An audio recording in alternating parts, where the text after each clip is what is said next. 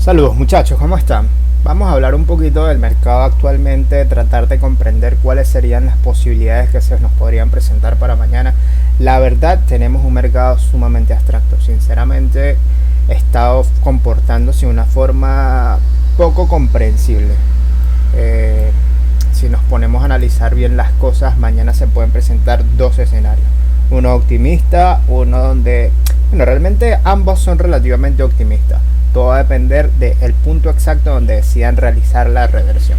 Porque tenemos dos escenarios. Simplemente la FED mañana va a reunirse, va a tomar una decisión con respecto a las tasas de interés. Muy bien. Dentro de la palestra de opciones tenemos principalmente dos. Una que se puede decir que ya está estimada, que es simplemente un aumento de un 0,75%, 75 puntos, donde prácticamente va a suceder lo que ya esperábamos. Muy bien. Si resulta que sucede lo que ya esperábamos, el mercado podría reaccionar de forma optimista y simplemente tendríamos ya por descontado el movimiento bajista que se debería realizar el día de mañana. Por otro lado, podríamos tener otro escenario quizás un poco más feo, donde el aumento de la tasa de interés pase a ser de 100 puntos, es decir, de un 1%. En ese sentido, sí, evidentemente sería un cambio bastante importante. De hecho, estamos hablando de que sería una tasa de interés que no se ha subido desde hace 40 años. Desde hace 40 años no se hace un aumento de la tasa de interés tan grande en un solo periodo, ni una sola vez. Han tratado de irlo haciendo de forma paulatina, de forma que no vaya a incidir de forma abrupta en el mercado. Resulta que el resultado previo con respecto a la inflación no fue tan optimista como se esperaba. De hecho, eso fue gran parte del causante de esta vela bajista. Lo que debemos tomar en cuenta es, existe, de hecho se los estaba mandando ahorita en la mañana, la opción de que simplemente nos hayan hecho un stop o estén desarrollando ahora la gran famosa doble kill. Habitualmente en el mercado ahorita lo están usando muchísimo. El market maker está haciéndolo mucho. De hecho, aquí ya la tengo graficada, donde podemos ver que si nosotros lanzamos un Fibonacci desde el inicio del movimiento bajista, el precio de una vez y de forma directa reaccionó directamente hasta el 1.27. Justo en este nivel exacto fue donde el precio rechazó. En ese punto específico adicional, no es que es el nivel Fibonacci lo que te hace rechazar, son confluencias que tú necesitas para tu operativa. Entonces teníamos un order block oculto de tipo 2 en ese punto específico. Teníamos nivel de Fibonacci. Entonces ahora podríamos tener un movimiento de reversión acelerado tal cual como el que ya tuvimos, donde mañana podrían mandárnoslos acá al nivel extremo, donde barrí los short por acá.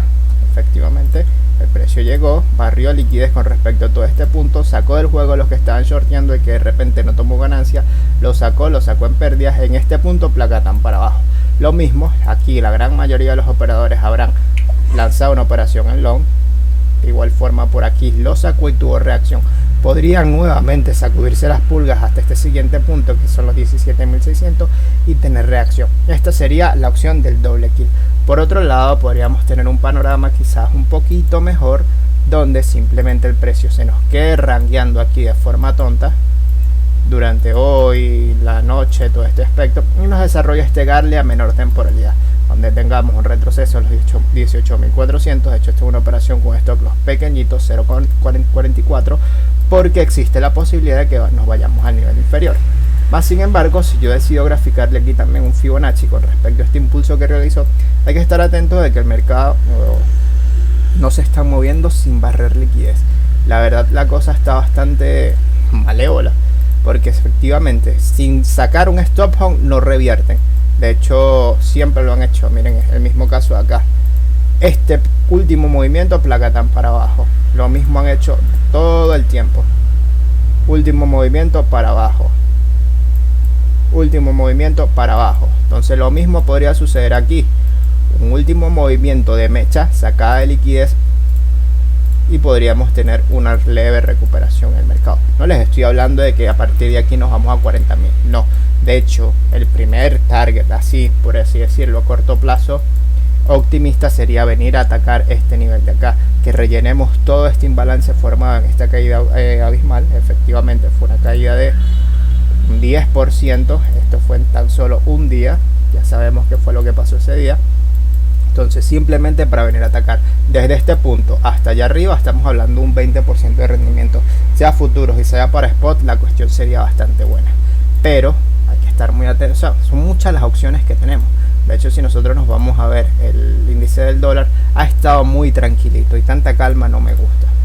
O sea, la verdad, si vemos, efectivamente estaba desarrollando esta cuña ascendente que rompió la baja, nos dejó gestando liquidez. Este punto es importante. De hecho, si vemos, no reaccionó a un nivel relevante, está en este punto comprimido aquí. Yo estimo de que ellos fácilmente podrían lanzar el mismo movimiento de stop para el día de mañana, donde él vaya a buscar los 111 dólares.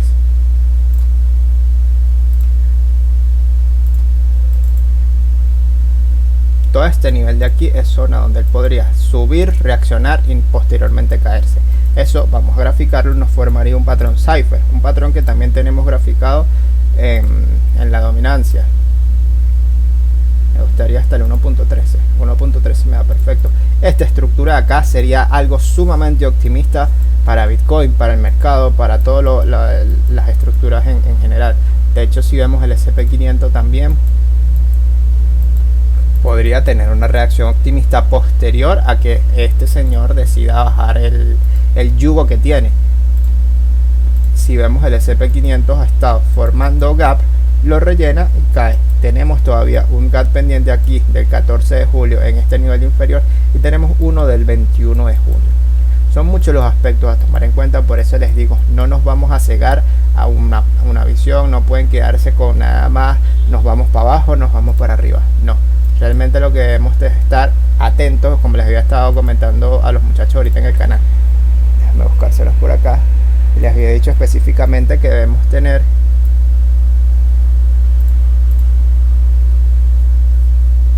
debemos estar preparados para los dos escenarios. Una con la order limit en 17.600, 17.500 donde les había mandado la gráfica, y otra con la mano en el gatillo, y les comento que les haría un video con respecto a eso. La mano en el gatillo me refiero a qué, porque resulta que tal cual como les comenté, podría simplemente retroceder hasta aquí y tener una recuperación.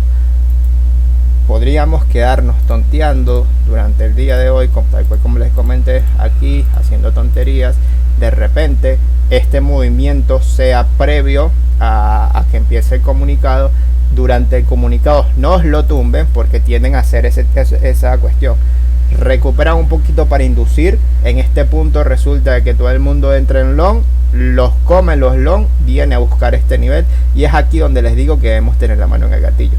La order limit sí la debemos tener en los 17.000 y piquitos. De hecho, si vemos también ahí tenemos un order lot en ese punto, order lot en este caso de una hora. O sea que si nos vamos a mayor temporalidad vamos a tener otra estructura que quizás no me gustará tanto, ya la vamos a ver.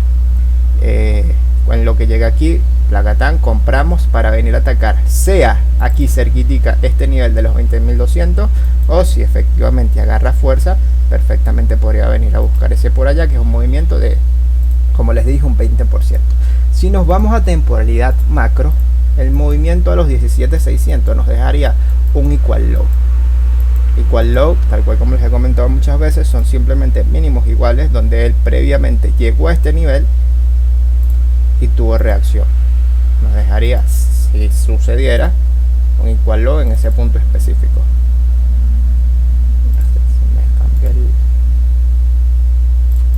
Entonces son bastantes los aspectos a tomar en cuenta. Estamos teniendo una vela envolvente bajista. Si vemos efectivamente el día previo cerró con absorción, pero ahora bueno, está la cosa un poquito más compleja porque están presionando a la baja, siguen presionando a la baja. ¿Qué más les quería comentar con respecto a Ethereum, que está por ahí muy en auge ahorita? Hasta ahora una entrada que probablemente le pueda decir que me atrevería a lanzarle en los 1.200 dólares. Esto nos rellenaría este imbalance que está por aquí, si no me equivoco también corresponde a zona importante con respecto a Fibonacci. Vamos a graficarlo, ya no lo tengo.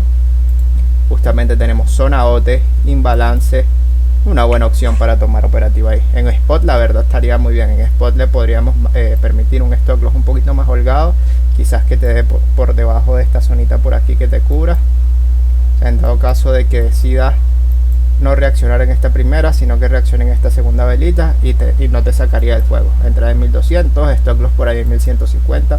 Si resulta que decide caer con más fuerza, lo que les comentaba, el mercado está sumamente complejo. De hecho, miren,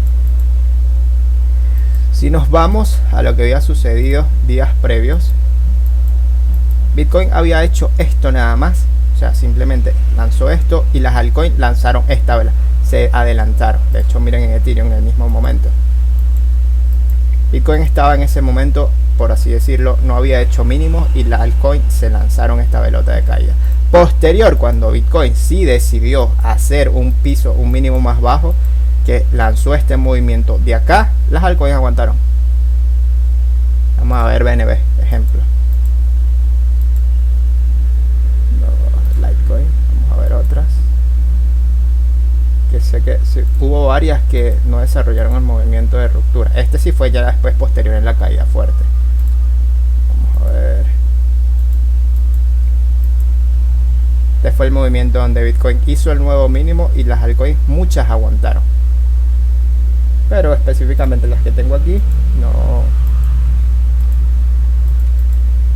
nos muestra esa estructura. Pero todo eso a razón de ¿quién? De la dominancia. La dominancia se estaba comportando también de forma compleja. Si ven, rechazó específicamente este nivel. Por ahora podría, en dado caso de que decida romper y empezar su movimiento de bajada, nos desarrolló entonces aquí un patrón Gartley que estaría en desarrollo. Todavía le queda mucho camino de recorrer. De hecho, todo este movimiento sería muy bueno para las altcoins. De hecho, les había comentado el día de ayer de que posiblemente tendríamos un movimiento bajista con dominancia descendente. Que me preguntaron, ¿cómo que descendente? ¿No debería subir la dominancia cuando Bitcoin cae? No necesariamente, todo va a ir dependiendo de cómo se esté moviendo el dinero en ese momento en específico.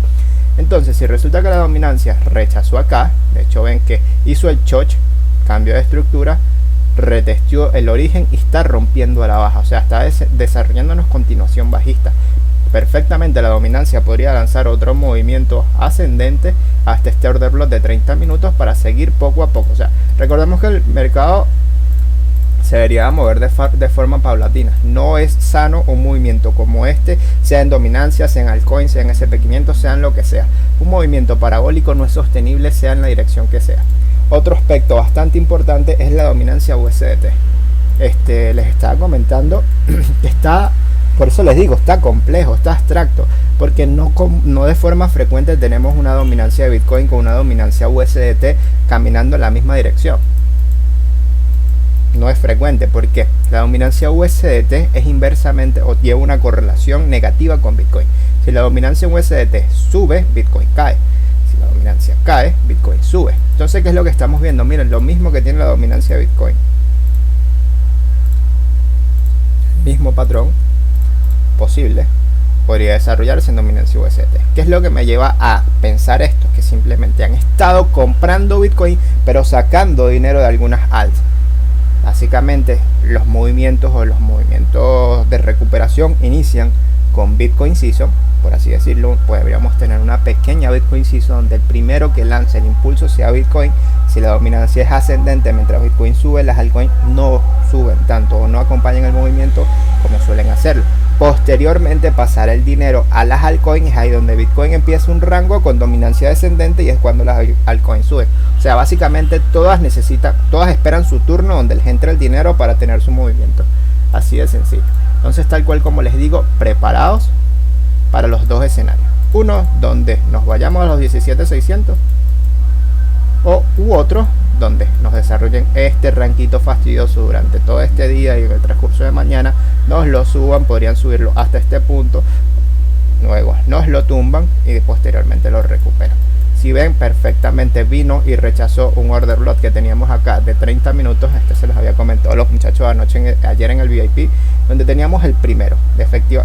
De hecho, para scalp se pudo haber desarrollado de forma perfecta. Teníamos este primer order block bajista acá, desarrolló un movimiento de casi 3%. Posteriormente tuvimos el otro que desarrolló un movimiento de un 5%.